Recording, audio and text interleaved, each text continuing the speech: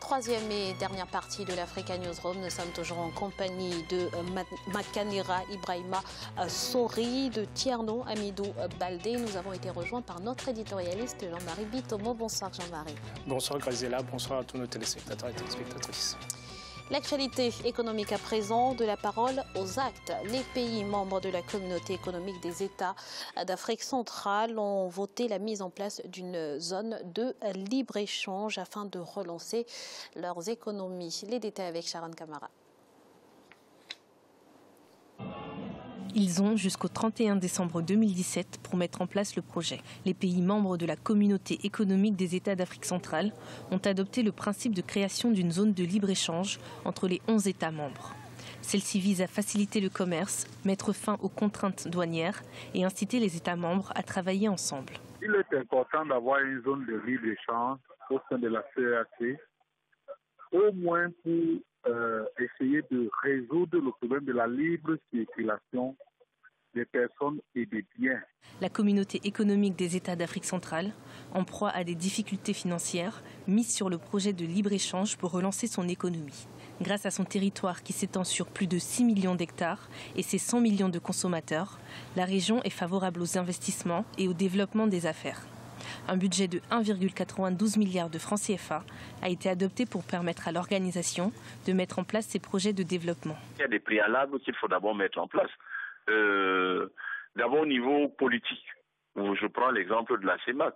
Pour aller par exemple au Gabon voisin, il faut toujours demander un visa. Pour aller en Guinée équatoriale, il faut demander un visa. Lorsque vous mettez sur pied une zone de libre-échange, cela suppose la libre circulation des capitaux, des personnes, des marchandises et des services. Contrairement à la CEDEAO en Afrique de l'Ouest, la CEAC peine à s'imposer en tant qu'organisation pour le développement économique. Fondée en 1983, l'organisation a mis en place en 2017 de nombreuses réformes qui visent à augmenter son impact économique en Afrique centrale et au-delà. Parmi celles-ci, la zone de libre-échange reste l'objectif principal. Jean-Marie, voilà un projet qui pourrait relancer la dynamique de cette organisation et c'est plutôt bienvenu compte tenu de la mauvaise conjoncture actuelle. C'est une nécessité en Afrique, si vous voulez. Je dis toujours, nos économies sont relativement petites pour pouvoir supporter, si vous voulez, ne serait-ce que les besoins intérieurs en termes d'investissement. Donc, le fait que nous créons la CEMAC, effectivement, c'est une zone qui est réduite de mon point de vue. Tout simplement, pourquoi? Parce qu'en élargissant au niveau de la CAE, vous contribuez, comment dirais-je, à accélérer les échanges et surtout à élargir le marché qui peut devenir ce qu'on appelait ici, là, en Europe, le marché commun. Donc, à partir de là, il faut que les négociations aillent très, très vite parce que la conjoncture internationale fait en sorte que les choses vont très très vite. Et il est temps qu'en Afrique, que nous puissions, c'est-à-dire, bon, moi je me rappelle toujours, si vous voulez, j'ai toujours en tête, je l'ai souvent dit ici, là sur le plateau, si vous voulez, la fameuse idée d'un Nkrumah, si vous voulez, de l'Afrique. Donc il faudrait que nos dirigeants, à l'heure actuelle, s'inspirent, si vous voulez, de cette idée-là qui était l'idée première de la réunification de l'Afrique en tant que telle. Il est plus qu'urgent pour les Africains, que ce soit en termes de développement social, que ce soit en termes de développement économique, que ce soit en termes de développement, si vous voulez, structurel, c'est important dans la mesure où, économiquement, pour faire développer nos économies, il est impératif qu'on puisse mettre en place des structures, des infrastructures nécessaires pour pouvoir communiquer. Intensifier les échanges, ce ne sont pas uniquement les discours. Il faut mettre en place, je dis toujours sur ce plateau, par rapport à nous en Afrique, on parle souvent d'émergence. Une émergence, ça ne se décrète pas, elle se construit. Et c'est exactement la même chose dans nos zones économiques, c'est qu'il faut que les dirigeants pensent à les construire, c'est-à-dire de manière très, très anticipative pour qu'elle soit opérationnelle. Alors, Monsieur Makanera, cette zone de libre-échange, c'est un pas, on peut le considérer comme un pas vers le processus d'intégration? Je pense que ce n'est pas un pas, mais du sur place. Cette organisation date, si je ne me trompe pas, de 1983. Là, en l'occurrence, en tout cas, les pays membres de l'organisation ont jusqu'au 31 décembre 2017 pour mettre en place cette zone de libre-échange. Donc, on imagine que cette fois, peut-être que ça va être concrétisé. L'Afrique compte, si je ne me trompe pas, 11 organisations sous-régionales. Rares sont celles qui ont pu faire quelque part comme la CEDEAO.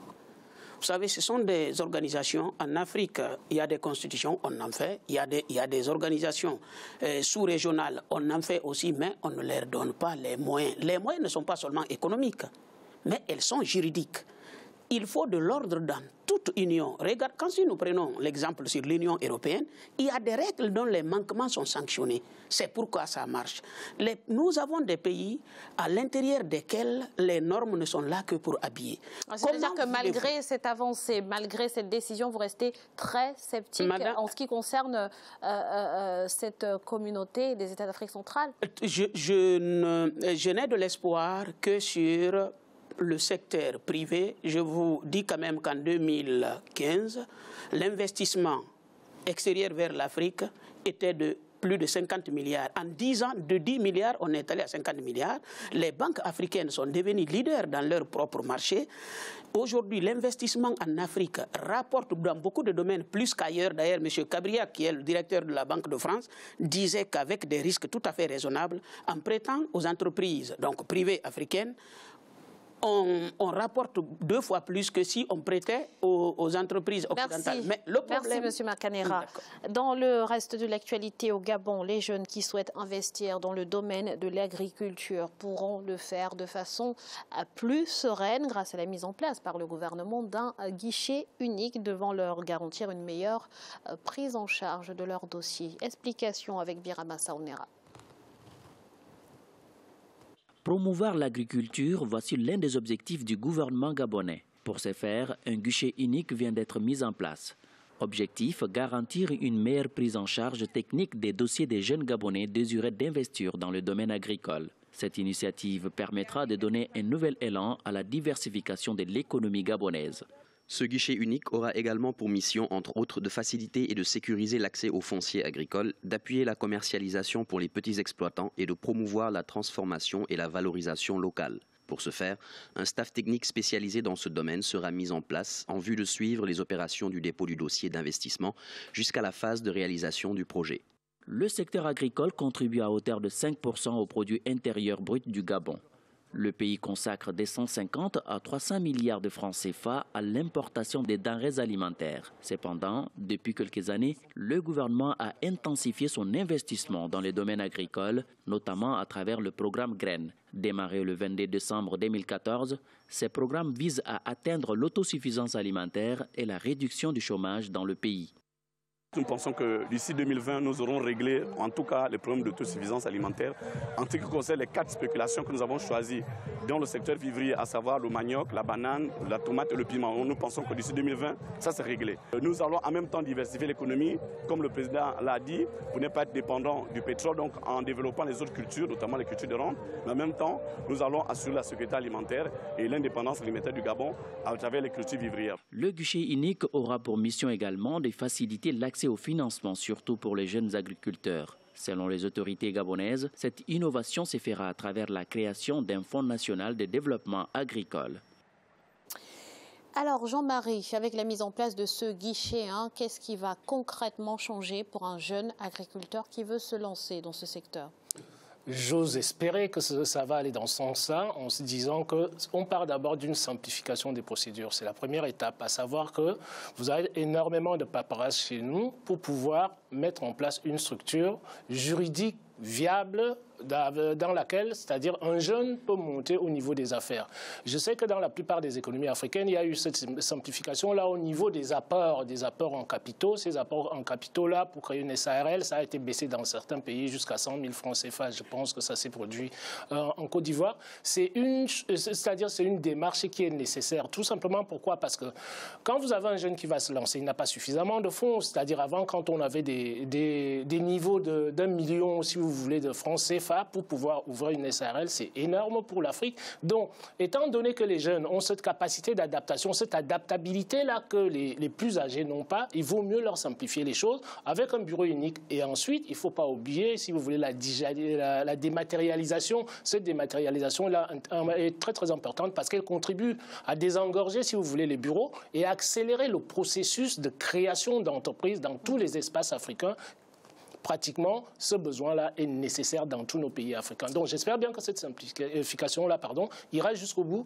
dans la mesure où elle est nécessaire pour le développement, surtout pour montrer aux jeunes que vous pouvez mettre le pied à l'étrier assez rapidement, avec peu de moyens. Et si votre idée a du succès, vous allez jusqu'au bout. Et c'est comme ça que la création de richesses va se faire en Afrique, dès l'instant que nous savons que l'État n'a plus suffisamment de moyens pour pouvoir investir. Alors, M. Baldé, Jean-Marie a parlé justement de moyens. Au-delà de faciliter tout ce qui est administratif, ce guichet permettra également de faciliter l'accès au financement. Et il faut dire que c'est aujourd'hui le principal frein, finalement, à l'entrepreneuriat des jeunes. D'accord. Bon, et la création de ces guichets est toujours un pas vers notamment un objectif peut-être national, notamment pour l'autosuffisance alimentaire ou la sécurité alimentaire au Gabon. Mais l'agriculture est notamment, elle est scientifique. Elle ne reste pas simplement sur le financement. C'est une vision, c'est une politique qui doit être construite en respectant la chaîne de valeur. C'est-à-dire que du choix du sol à la culture elle-même, jusqu'à la transformation, à la commercialisation. Le financement, c'est un pas qui est positif. Ça peut être un frein pour les jeunes. Mais il y a d'autres accompagnements qu'il faut faire pour faire en sorte que ces projets-là réussissent. Sinon, on revient toujours à la caisse des départs qui fera que ces jeunes-là ne pourront pas notamment arriver à de meilleures productions et ne pourront pas rembourser leurs capitaux. Et c'est une perte pour l'État parce que l'État emprunte de l'argent notamment pour donner à ces jeunes-là. Donc s'il n'y a pas véritablement une maîtrise de la chaîne de valeur, c'est des risques notamment pour les États de perdre aussi de l'argent. Très rapidement, M. Makanera. Je pense que si le financement est là, on peut, et que c'est distribué sur des critères tout à fait objectifs, je pense qu'on peut espérer. En tout cas, le fait, des fois, les États arrivent à baisser le capital nécessaire dès le début. Mais le problème est que, même si le capital ne veut pas dire grand-chose, sauf dans des métiers de service, réellement, les banques vous demandent quand même suffisamment de garanties pour pouvoir vous prêter. Si l'État gabonais peut apporter les financements nécessaires sur des critères tout à fait objectifs, pas clientélistes, on peut espérer.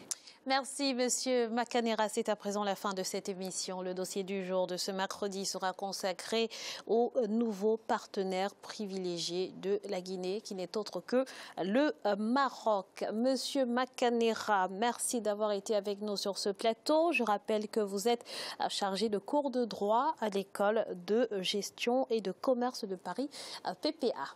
Merci, madame. Monsieur Thierno Amidou Baldé, merci à vous d'avoir été avec nous. Je rappelle que vous êtes responsable France de l'UFDG. Et merci à vous, Jean-Marie, pour votre présence. Merci, Graziella. Toujours un ravissement de faire un plateau avec vous. Et merci à vous, chers téléspectateurs, de nous avoir suivis. Restez sur Africa 24 dans quelques instants, le journal de la rédaction.